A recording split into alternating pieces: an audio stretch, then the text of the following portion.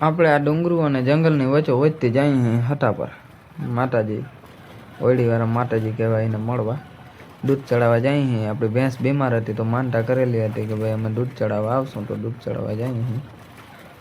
જંગલ બંગલ જોતા એવું લાગે છે કે વ્યૂ સારો છે, એટલે મેં કીધું વિડીયો બનાવેલો. તમે જોઈ શકો છો આપણે બે કેટલી છે દૂધની. દૂધ લઈને જવાનું છે હટા પર.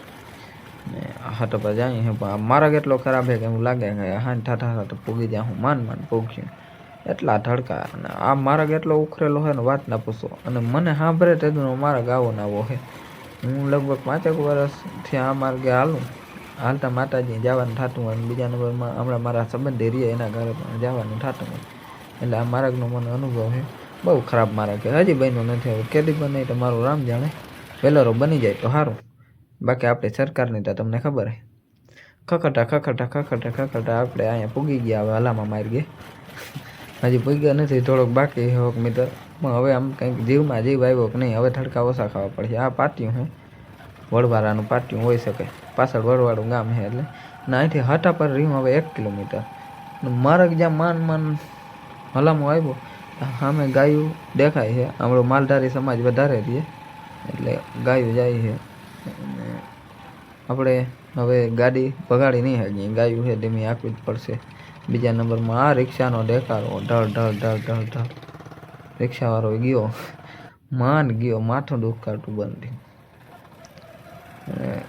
પેટ્રોલ ભરાવીને નીકળી ગયા આપણે.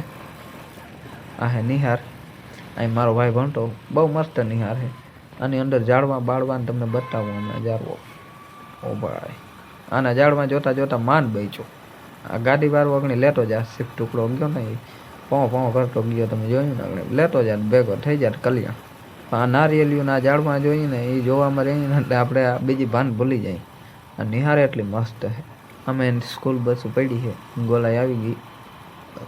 અહીંયા મોટો ભવ્ય ગેટ છે, તમને બતાવું 1 મિનિટ. જાવ આ બસું જોઈ શકો છો. આવડો મોટો ગેટ છે, ભવ્ય ગેટ છે નિહારનો.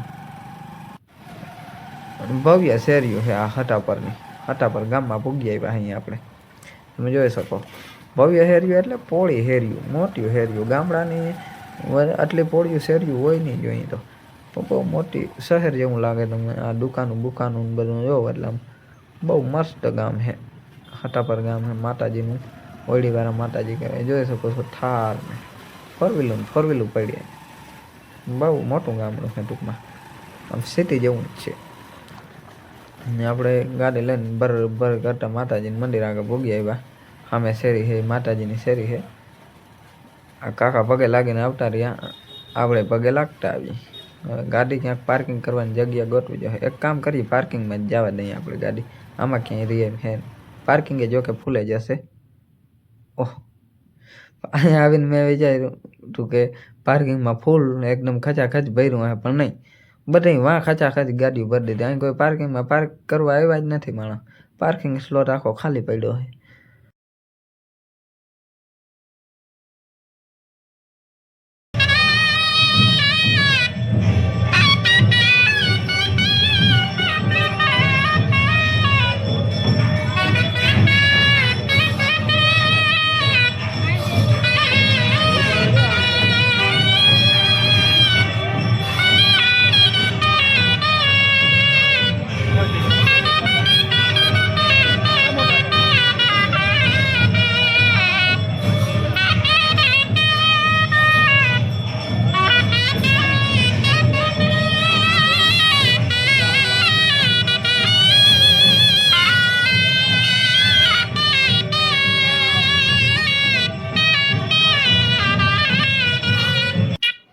માતાજીને પગે લાગી લીધું, દૂધ ચડાવી લીધું ને હવે આવી ગયા આપણે પ્રસાદી લેવા.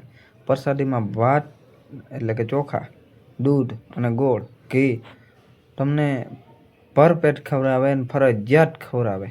અને જો તમારે ભોજન ના લેવું હોય તો ચા પાણીની સુવિધા છે. પ્રસાદી તો લેવી જ પડે ચા સ્વરૂપે. અને ખાલી દૂધનો ચા હોય. જો આ લોકો અહીંયા ચા પીએ, આપણે ચા પી લઈએ.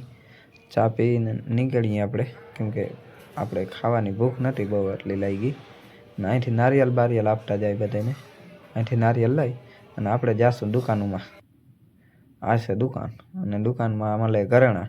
અહીં નકલી ઘરેણાં બહુ મળે. અને ઘરેણા એવા હોય કે આનો કલર જાય જ નહીં. માતાજીની છબીઓ જોડે ફોટા બોટા કોઈને લેવા હોય તો. અને આ ઘરેણા છે ને આનો કલર જાય નહીં, આને બગસરું કહેવાય. આ પીળું ને પીળું રહીએ સોનાની જેમ જ, અસલી સોનું ટૂંકું પડે આની આગળ. 24 કેરેટ ગોલ્ડ જેવું લાગે. બહુ અહીં પબ્લિક બહુ લેવા આવે, તમે જોવો હોવ.